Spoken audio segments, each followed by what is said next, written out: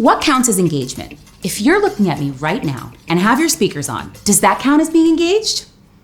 Well, yeah.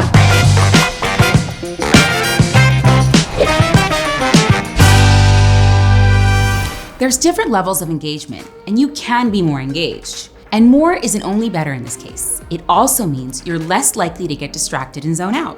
Essentially, you want to turn attendees from passive viewers of your event to active participants. Make them a part of what's happening on their screens. Every click of a button or word uttered counts. For that, you'll need to encourage them to ask questions in the sessions chat. You'll need to infuse polls, even funny ones, into talks and sessions. You'll need to create branch video experiences, if you can, where they choose what video plays next.